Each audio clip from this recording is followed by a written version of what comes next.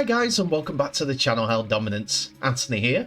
Please remember to like and subscribe, and also click that notification bell if you're enjoying what you're seeing and if you want to see more. Coming up in today's episode, highlights from the Super League as Sunday's games between Wigan Warriors and Salford Red Devils and Hull FC and Catalans Dragons were played, and scores and scorers from the Betfred Championship and League One.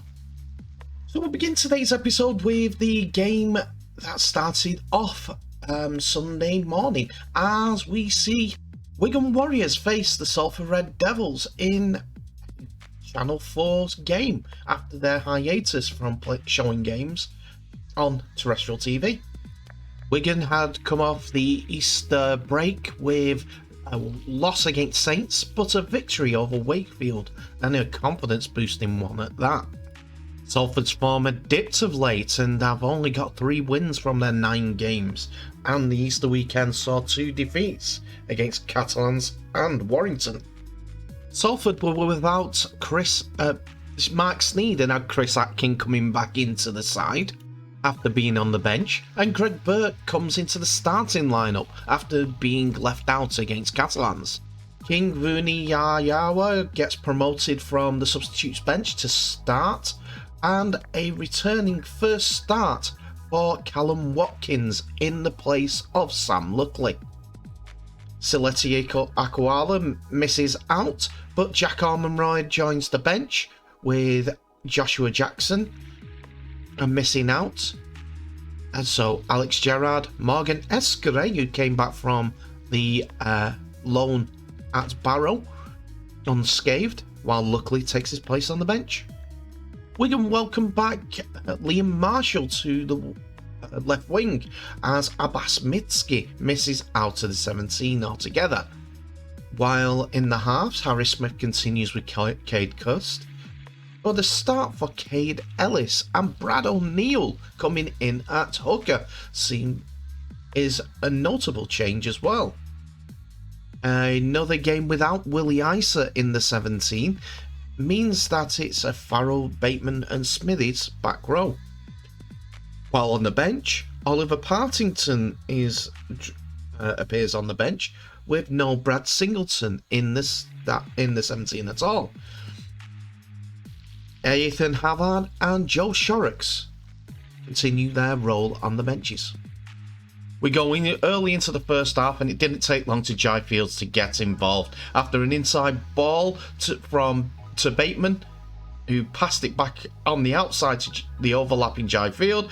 He went over on the 5th minute to score the opening try of the game, which Harry Smith converted. Salford did come back though after some goal line defence was started okay, but it was in the middle of the park where Wigan Salford found a soft spot, and King Vuniyayawa who went over for his try, which Briley converted. Salford took the lead after this. After a break from Briley, found Matty Costello, who stepped inside Jay Field, who scored his the second try underneath the sticks as well for a Salford 12 points to 6 lead. This didn't sit well with Wigan, and straight after this, around about 5 minutes later, Wigan scored as a great ball from the inside from Brad O'Neill found Cade Ellis, who went over for his first try. Liam Farrell was next over for the Cherry and Whites as he found an inside ball and stepped around a couple of Salford defenders to score their 3rd try of the game. Then it was Harry Smith's turn. After a ball from Liam Farrell, he found a small gap to run through, and he went over to score the 4th try of the half for Wigan, and he converted all 4 with a 24 points to 12 lead. But Salford had the first say in the second half as Alex Gerrard went over. After the video referee checked the onside-offside, the try was given, which Briley converted for at a 24 points to 18 scoreline. The touchdown was fine.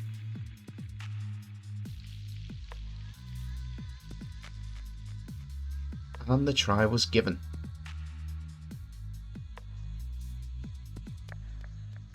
Salford then tied it up, not before Wigan's attack was intercepted by Ken Seo, and he ran 80 metres to score just right of the posts. There was comments about him trying to get closer towards the sticks, but Briley made no mistake and put it over. Morgan Escaray tried to finish the game early as he kicked a drop goal from inside of his own half, but it didn't reach the gap, and that set Jai Fields on a broken field play, and he outstripped the Salford defence to make it 30 points to 24 after Harry Smith's perfect day with the boots. And that was the final score. Wigan 30, Salford 24.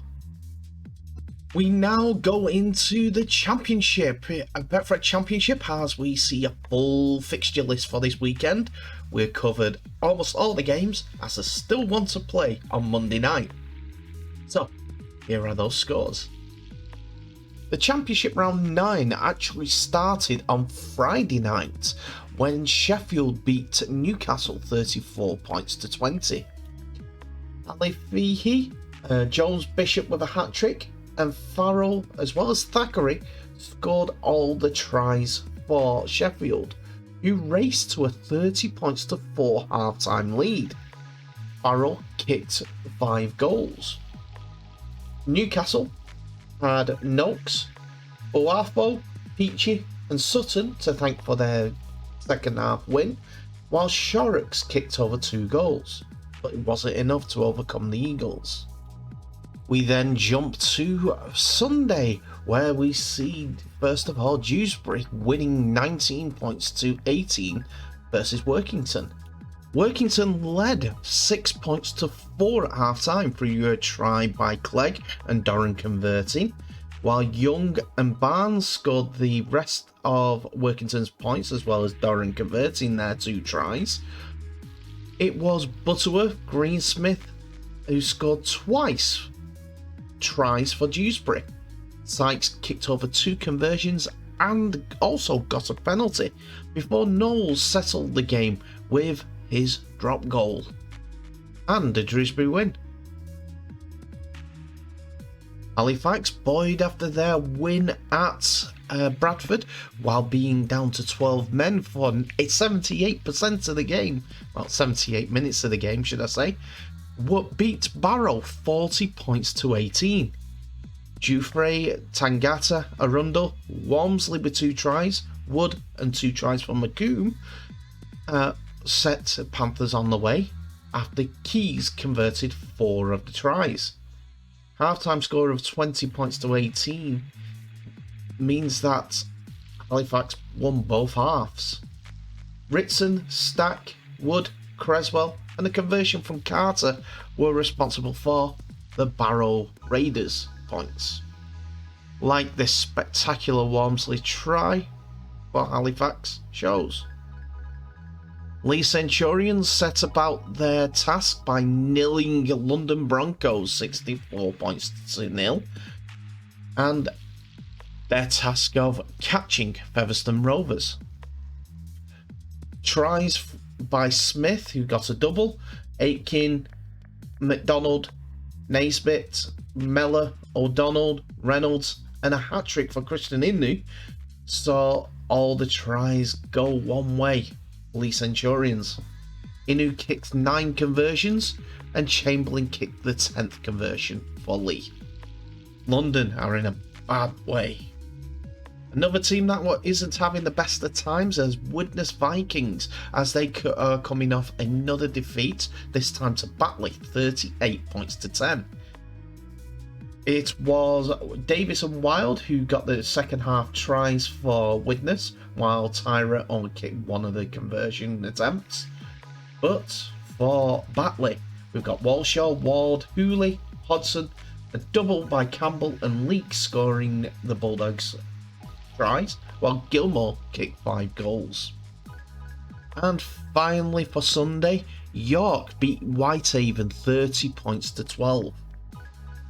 It was 18-12 at half time, while Whitehaven were giving York as good as they get, with Whitehaven getting over the line through King and Davy Litton, and both tries were converted by Williams. But York City had to thank tries from O'Hagan, Edwards, 2 from Harris and Glover for their win. Harris also got 5 conversions for a resounding 30 points to 12 victory. The last game of the Championship weekend will see Bradford Bulls facing Featherstone Rovers at Odsal, and it's live on Premier Sports with a kick-off at 7:45.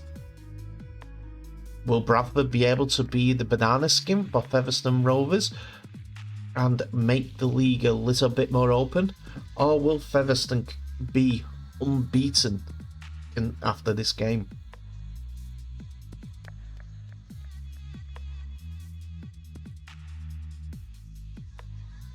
Once we've done with the Championship, we're always going to go into League One, as there was a fixture list of games to play, but 3 teams weren't involved.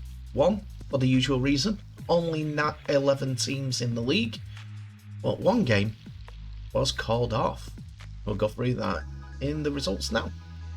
There were 4 League One games played this weekend, starting on Saturday, as the London Scholars hosted Rochdale Hornets, and it was the Hornets that came away with a big win yet again to the unfortunate Scholars' dismay, I'm afraid, as Small got 2 tries, Ball and McDonald for Scholars, and 3 conversions by Bell. Rochdale ran in, from what I can tell, 1, 2, 5, 10 tries. Calland opened the scoring with Ashton getting a hat-trick, McNally, Fuifu and Moi Moi, Benian, O'Keefe, Sheridan and Marriott got all the tries, while Sheridan kicked 8 goals. In a closely fought game though, North Wales Crusaders beat Midlands Hurricanes 22 points to 18. It was a good result for the Crusaders, who would keep up their pressure at the top of the league. Eckley, Rodden, who scored twice, and Johnson got the tries for the Crusaders, while Johnson kicked over 3 conversions. But the Hurricanes, who led 12 points to 10 at half time, had Stead, Wellham and Hardcastle to thank for their tries, plus 2 conversions and a penalty from Hardcastle.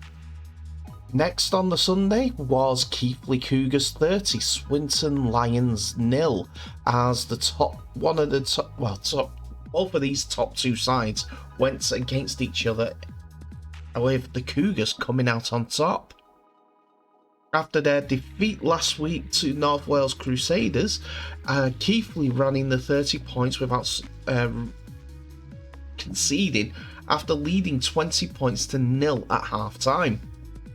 Young, Miller, Graham and 2 from Agoro scored all the tries in the game for Keighley, while Miller converted 4 of the tries, as well as kicking over a penalty. And Oldham beat Cornwall RFC 48 points to 22. Oldham had a 30 points to 6 lead over Cornwall before Cornwall won the second half. Morgan, Nelms, Astley with 2, Restall with 2, Hewitt and Forber all went over for the tries, while Ridyard kicked 8 goals. But Witten, Mullally and 2 from Aronson were the try scorers for Cornwall. Johns and 2 kicks from Purcell were the points scorers on the conversions for Cornwall also. Cornwall had letting the results scoring against them gets closer towards their points for. It's getting better for them, but on the Oldham side, it's a bittersweet sort of weekend for the town of Oldham due to their soccer team being relegated from the Football League for the first time in 112 years.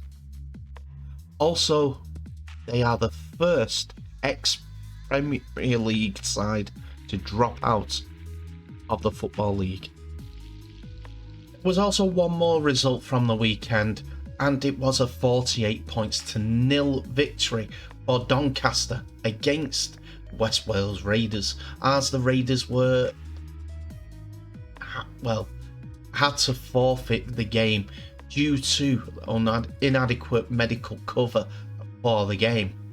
They released a statement on this fact, saying the game against Doncaster on the 23rd of April 2022, the Saturday just gone, has been cancelled due to medical cover issues. All 4 club doctors were unavailable due to both work and personal commitments. The club had made the RFL aware that we were working tirelessly to find cover and any support would be appreciated. Despite this, every effort by the staff and exhausting personal and professional contacts, we could not find a doctor.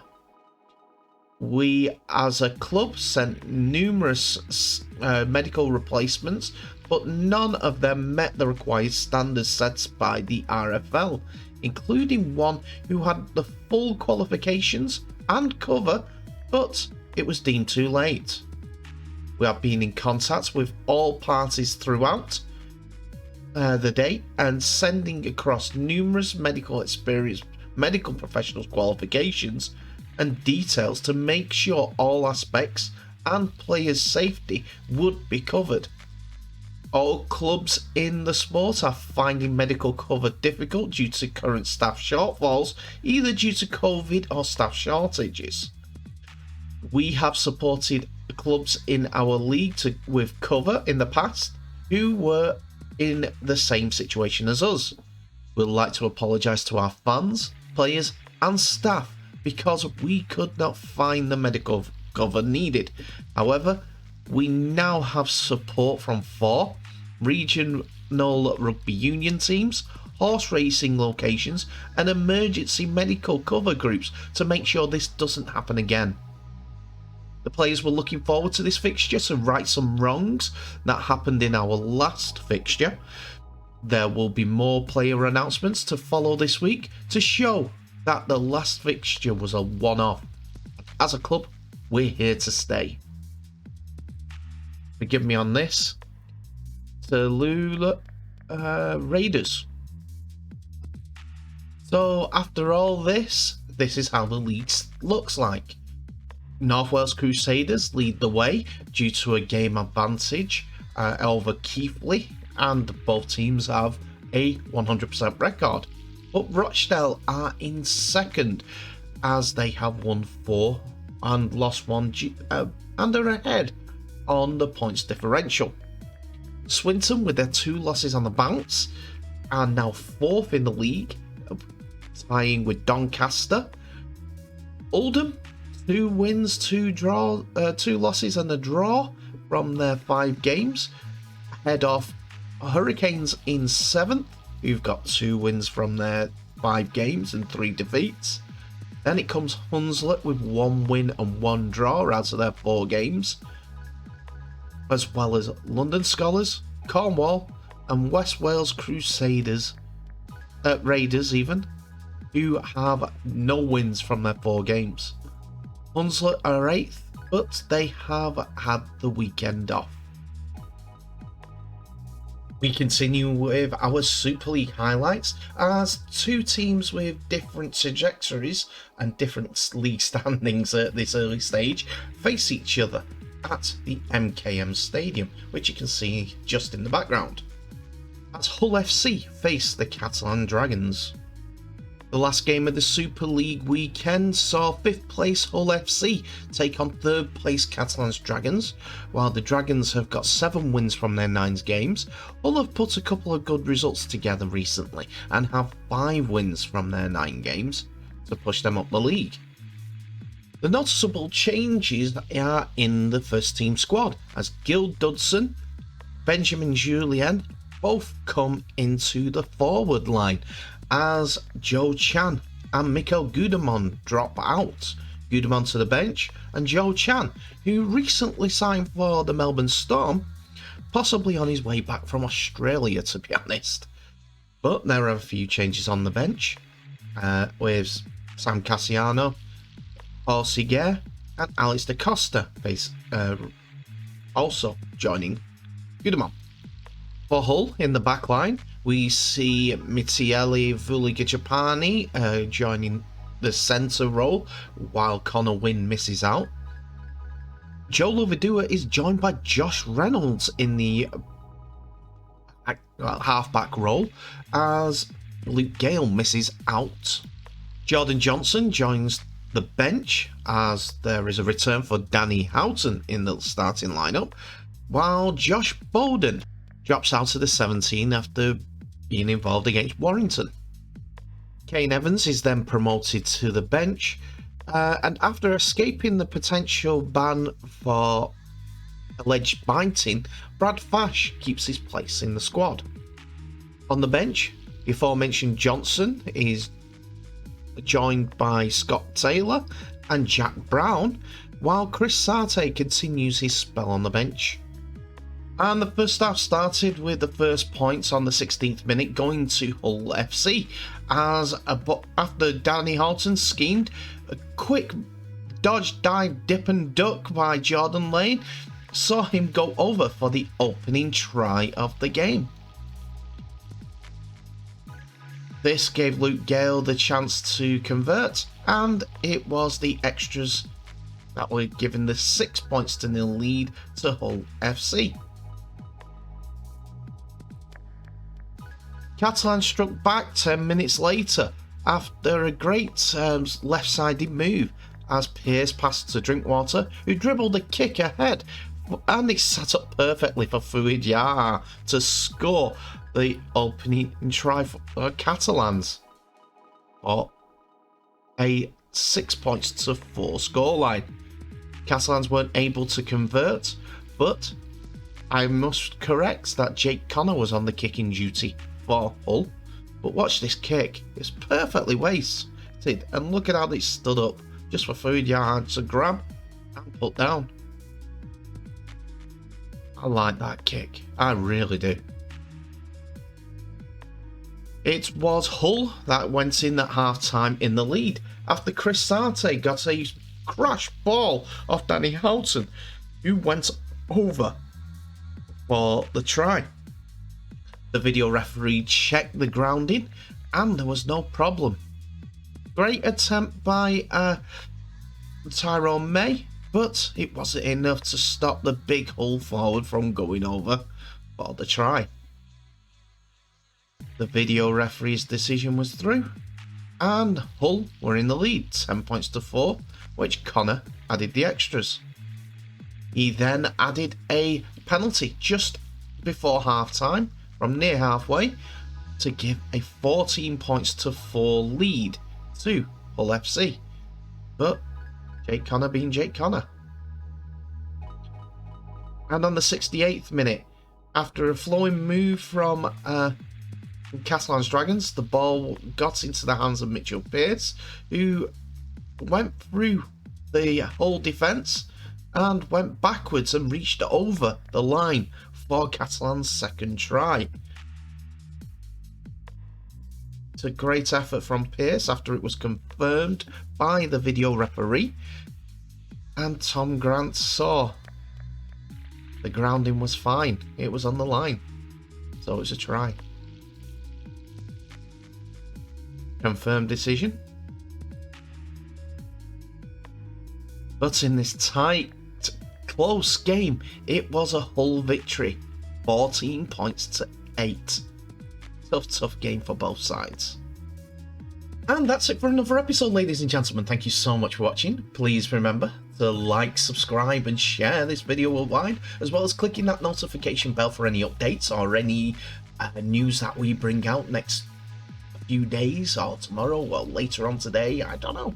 Rugby League news will come our way when it can. Tell me what your thoughts are of the highlights. Wigan getting a last gasp winner after a brave Salford comeback in the second half. Hull putting some results together against teams that they should be there or thereabouts with. Size of the club. Is Brett Hodgson getting the tune out of them finally? West Wales Raiders. They're in a bit of a sticky situation at this point, as we all see. They've not played since their 100-4 defeat against Oldham, but have gone on to having issues after medicals side. Hopefully they'll be covered for the rest of the season and they can start putting a sequence of games together. But it's going to be a tough ask. And into League One. The Championship. Lee Centurions putting 64 past the London Broncos. I fear for London, but Lee are putting pressure on Featherstone, who play tonight. Are you watching? Tell me in the comments below. But in the meantime, please remember to share this video worldwide. And I'll end our video there by wishing you all the best and wishing you to stay safe. And I'll see you in the next episode.